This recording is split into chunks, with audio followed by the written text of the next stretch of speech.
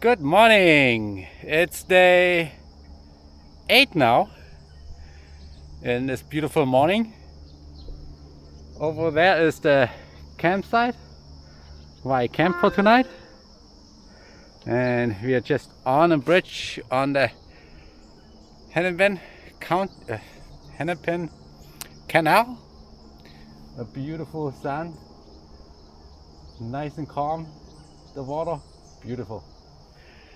So the trail goes right along this side. That's why I have to cross the bridge here. Probably be ending the Hennepin Canal today and may get a touch on the I&M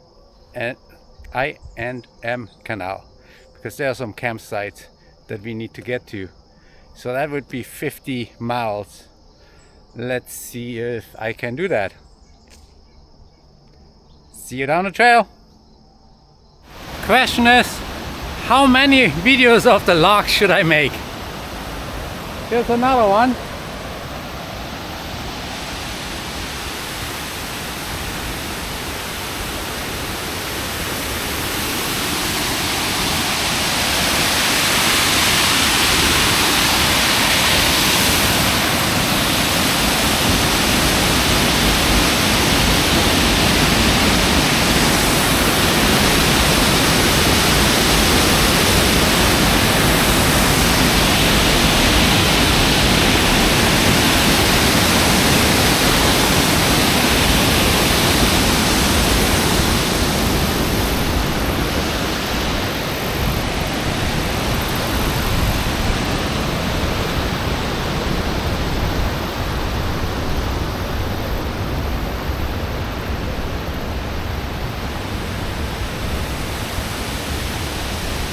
So the one thing you might have noticed is we hit the feeder line yesterday, and so this part of the canal is also going with, the water is going with us now down to the river. So I want to give a little history about the Hennepin Canal and information. The Hennepin Canal connects the Illinois River with the Mississippi River. So we're coming from the Mississippi and going to the Illinois River with our bike ride. The canal is 75 miles long and has 33 locks. We are sitting here by one of the locks.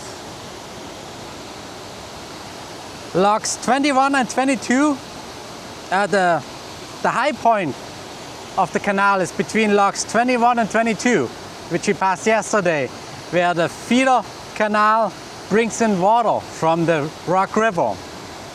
The canal is about 130 feet ascent. Although 5 locks have been restored, the locks are no longer in use. And we saw these restored locks. I'm not sure that they would operate either. Along of the Hennepin Canal, there's a 60-mile trail which you are riding, rated for hiking and mountain biking because the trail is grassy. I mean, anything with besides a road bike doesn't have any problem. You could still do it with a road bike, but you probably won't enjoy it as much, I bet. After the Hennepin Canal, we'll connect with the I&M Canal trail in La Salle that will take us all the way to southern Chicago.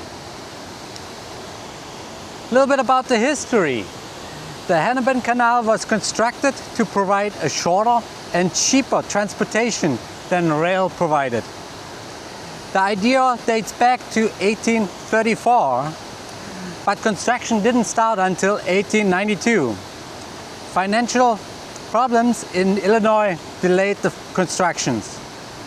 In 1907, the first boat went through the canals.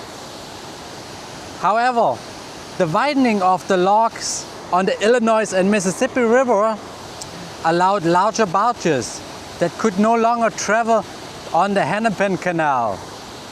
The cost of shipping by rail also decreased. So by 1930, the canal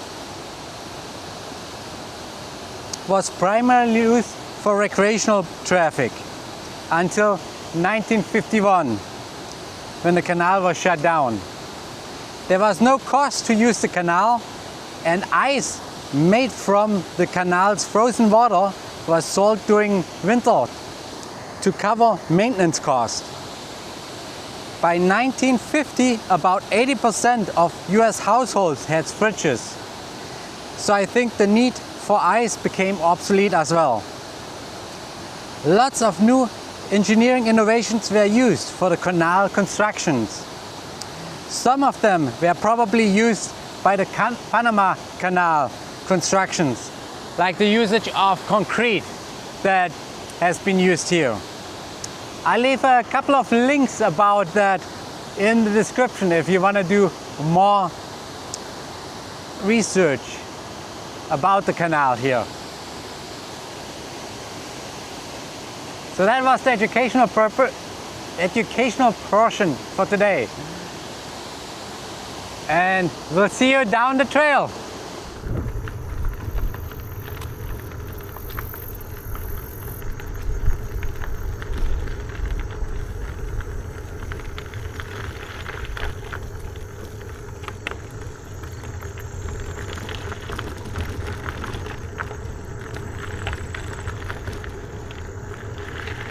Cool, I got a gray heron on your camera for you.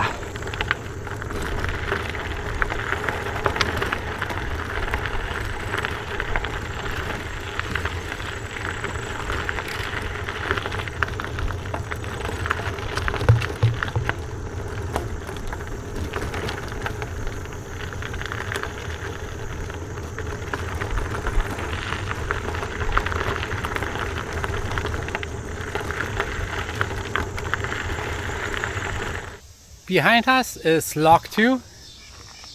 It's pretty similar to all the other locks, but the big difference is this is where we get off the Hennepin Canal Trail and away from the canal. So now we have a few miles on the road before we get to the I&M Canal.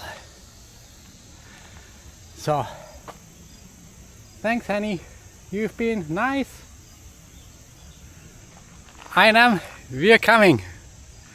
And see you down the trail. Yeah.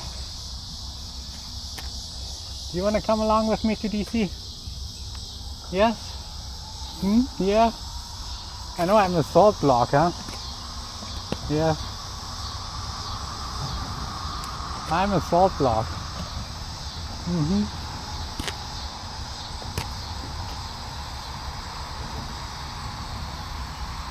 Whoa. Oh, carrots. People feed you carrots? I don't have a carrot. Sorry. See ya.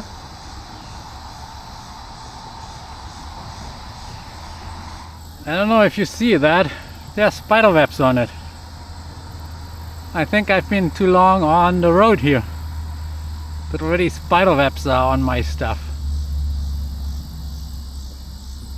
Funny.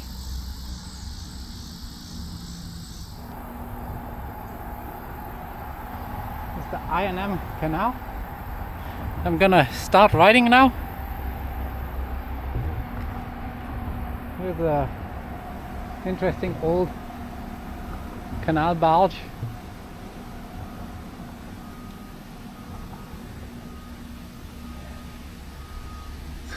Was kind of equipped, or it's still equipped for tours. Not sure if we can peek in there. Yeah, just chairs and stuff.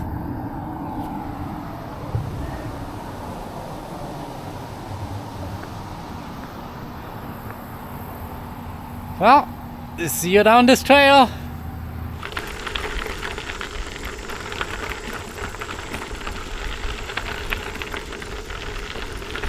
This is the Salamose campsite. Fire pit, an oven. There are bugs. Concrete pad. tables.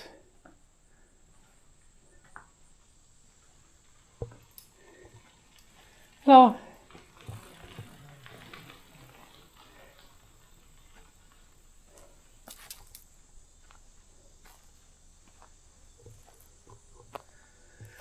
Not bad off the side.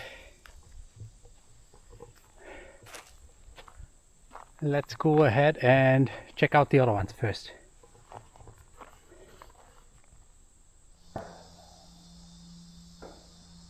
Spot 2, just a campsite.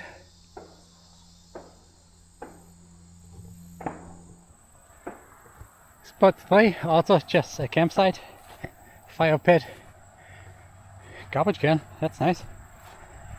It has an access to the lake.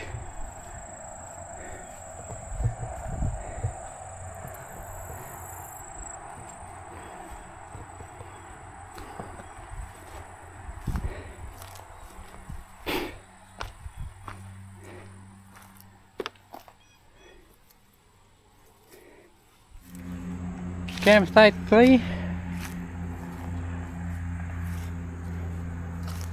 No, that would be 4 actually. It's the third one, the northern one of the 3 group.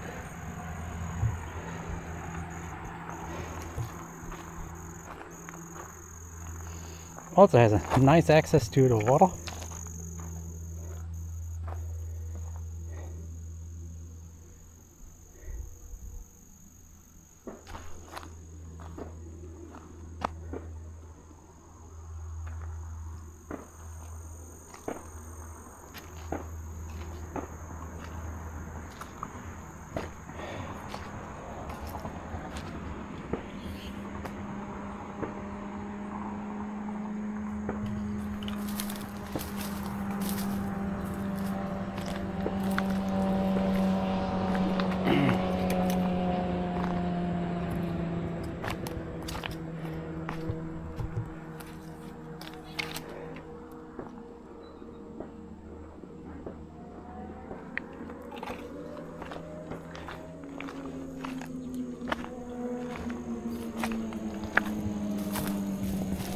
Tempted to go in for a swim. Welcome to Klaus's cooking session here. We're gonna use the frying pan and we're gonna make wraps and like special wraps. Let's see. We have here some coleslaw. I'm gonna fry on the coleslaw with oil and some seasoning. So I have here a couple of seasonings here, and let me check on what we're gonna use. We have caraway. Caraway will take all your cares away, so you have a happy day every day. That's why we use caraway. Today we have a happy day. And we have some coriander.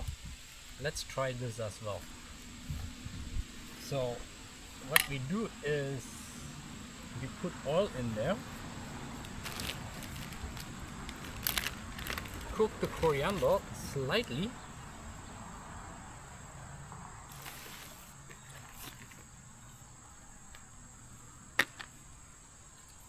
then put the cabbage in, cabbage in,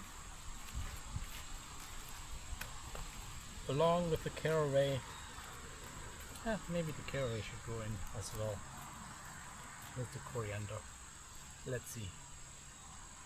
Add oil first. Just a little dash of oil.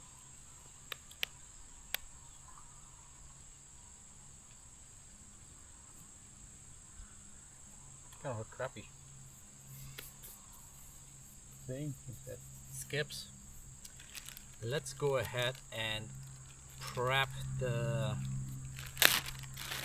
coleslaw. How do you prep the coleslaw? after you buy it from the store.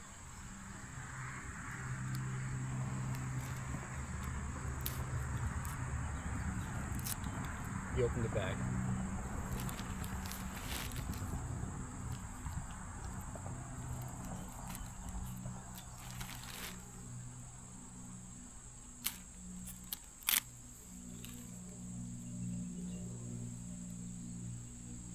Always close your knife so there's no owie happening. Let's go ahead and start the oven here.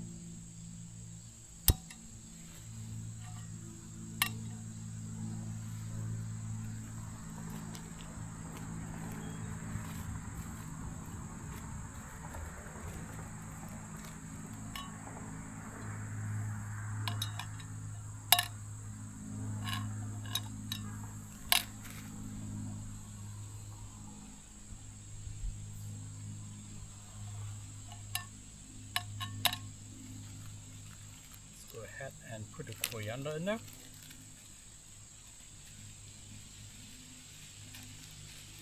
Just a small dash.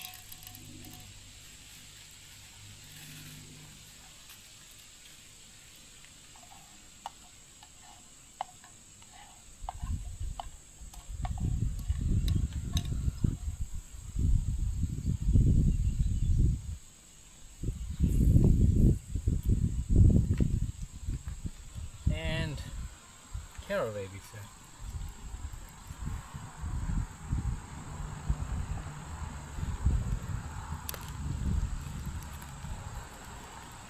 The coriander smells good.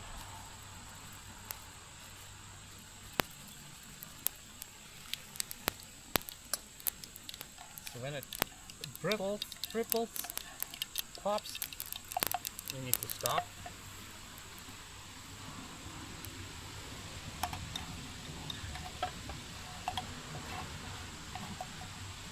And now we put the cabbage in here somehow. Always good to have a hand free for the part then, so it doesn't fall off down.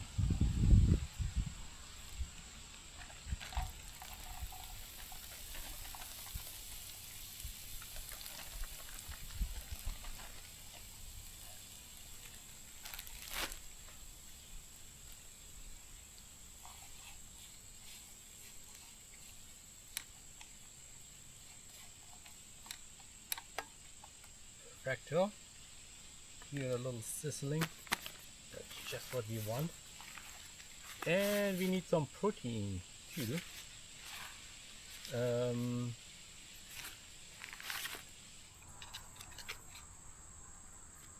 Let's use here the lemon pepper tuna.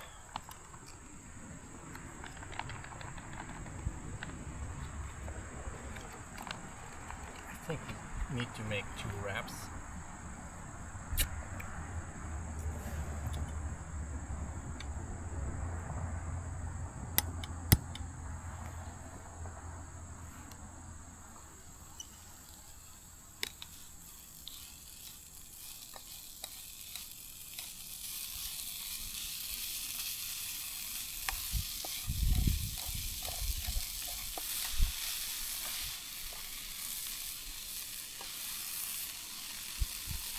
Go ahead and wrap the tortillas. For that, we rip open the bag, undo the zip lock part,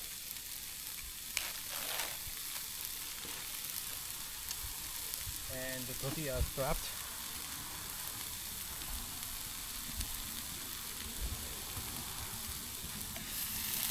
So at this point,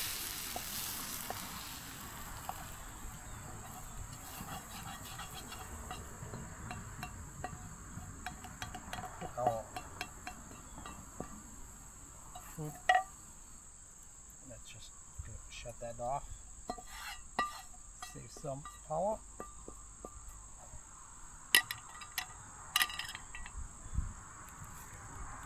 Grabbing a tortilla, flop that in here.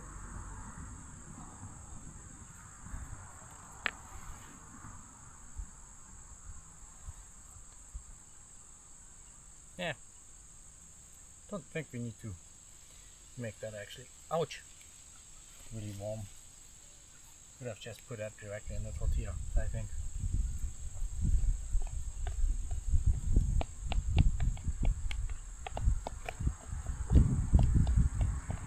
So, there we go.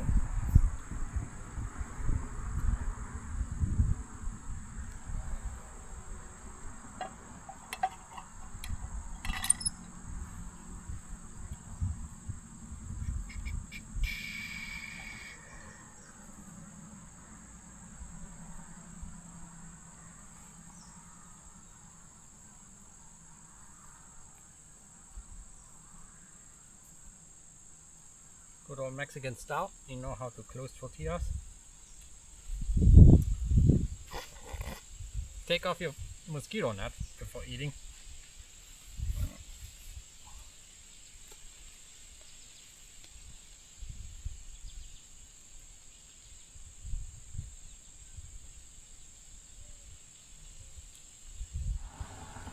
The tuna does overpower the flavoring that we put in the seasoning. So we're making the second portion with the rest of the tuna. I had about a half of a pack of tuna. So let's scoot that into here. And a whole bunch of coleslaw.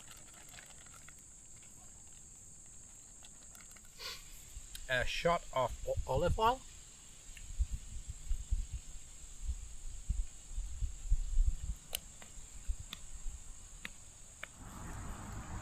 So beside caraway will take your cares away. Eat caraway. We also have a mix of paprika and cayenne pepper and chili. And we have curry. I think we're gonna use some of the paprika and cayenne pepper in that. But that seasoning comes in at the end. So let's go ahead and start the heating first.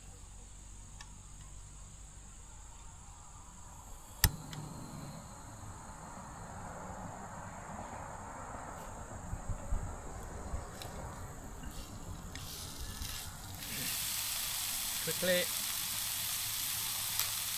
paprika and cayenne pepper.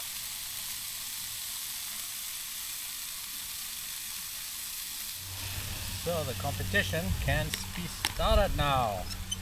The big question is, was the paprika and cayenne pepper or the caraway and coriander better? And that's what we're gonna find out now. So let's go ahead, ready our tortilla, and let's try it.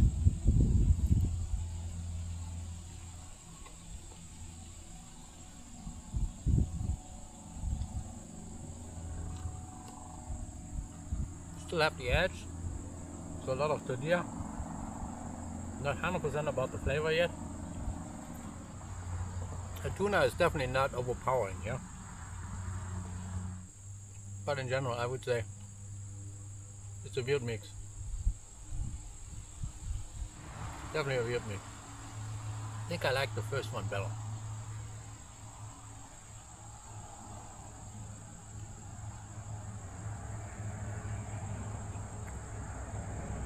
But then again, the first one had caraway, right? How can you go wrong with caraway? Well, thanks for joining me at Klaus's Camp Kitchen. See you down the trail.